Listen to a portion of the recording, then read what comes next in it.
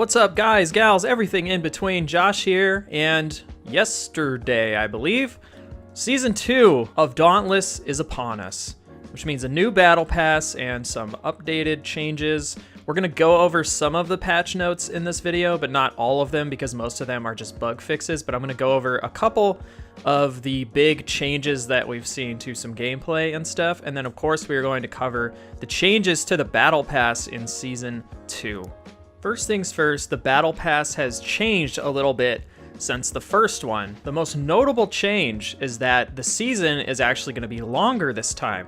So it's going to run for 45 days instead of what it was last time, which I believe was about 30 days. Season 2 will run from January 30th through March 13th of 2019, which is about 45 days. It also still has the two tracks, the Elite and Basic, with 50 levels of rewards. One of the most significant changes to the Battle Pass this season is that they've changed it so that they emphasize breaking parts off of behemoths instead of finishing quests. Now, you're still going to get a ton of the currency that you need to level up your Battle Pass by doing quests. You're still going to get quite a bit. I think the weeklies are still giving you like 150, which is a rank and a half on your Battle Pass. However, breaking parts is going to give you significantly more. I believe in Season 1, breaking a part off a behemoth was giving you like 5 of the silver stars or something, which is nothing. In this season, depending on how difficult the behemoth is and depending on which map you're on, you're going to get more of the currency based on that difficulty. So, for example, I went to the Yonder Keys and did a couple of hunts there, and I was getting about 12 of the hearts every time we got a part, and it's kind of random, but I would get maybe 12 to 24 almost every hunt, which is pretty good. It's a pretty significant amount.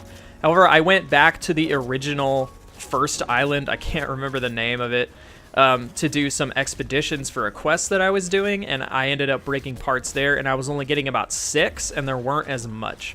So if you're a lower level player, you are not going to be able to level up as fast, but higher level players doing more difficult challenges will be able to level up their Battle Pass significantly faster. This is of course to combat high level hunters going into low level areas and just killing behemoths super fast and grinding for the pieces.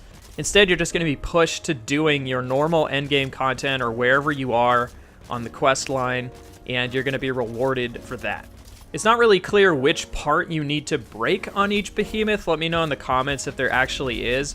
But I've noticed that as long as you're just breaking parts, you're gonna find the piece that has the hearts in it. And once again, in the Yonder Keys, I was getting about 12 to 24 per hunt while I was matchmaking with people because we were all focused on just breaking various parts off of behemoths, and we were getting a pretty good amount of the currency. Just like last season, you need 100 of the currency, which this season is crystal hearts for Valentine's Day, to level up to each new rank. Another change that some people might not be super happy about is the lowering of the amount of platinum awarded during the season through the Battle Pass. So they say in the patch notes, the total amount of platinum awarded for completing the Hunt Pass has been adjusted to 500 platinum, down from 1,300 in Season 1.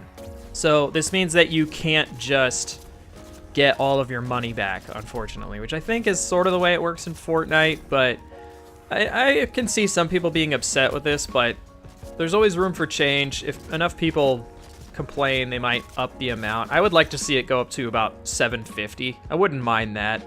Just like last season, there are a lot of cosmetics to unlock in the Battle Pass, including helmets. There's an armor set that you can get, and I believe the level 50 rank is a ship.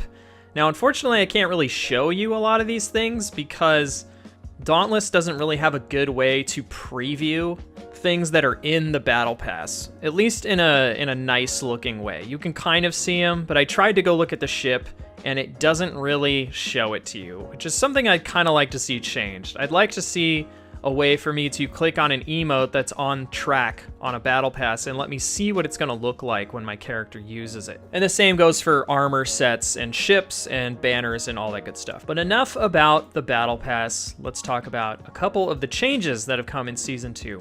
A significant change that I definitely feel that I think helps the flow of gameplay a lot. Slayers will no longer slow down when unsheathing their weapons. It sounds like a really minor change, but as someone who uses repeaters a lot, I feel like this helps out people who play repeaters, like, a lot. Because in order to dodge a lot of stuff and maybe get to where you need to be, you need to sheath and unsheath your guns. At least when I'm playing repeaters, this is something I do in order to get around the battlefield more quickly and to dodge certain attacks and things like that. So as someone who mostly uses repeaters, I definitely have felt this change in the last day. Another big fix is attacks that adjust the camera position will now correctly blend back to default. Very cool. And they fixed a bunch of gamepad and controller functionality bugs across multiple menus in Dauntless, which is great because the console version is coming out soon, so this is probably something they had to prioritize, even though it's the PC version. But I'm glad to see that people who like playing with controllers are getting the support that they need. And there you have it, folks. That's going to do it for the preview of Season 2 of Dauntless. Let me know how your Battle Pass is going in the comments and things that you'd like to see maybe in Season 3 or changes that you're disappointed didn't make it. Remember to like, favorite, subscribe, all that good stuff. Guys, gals, everything in between. Bye. Love ya.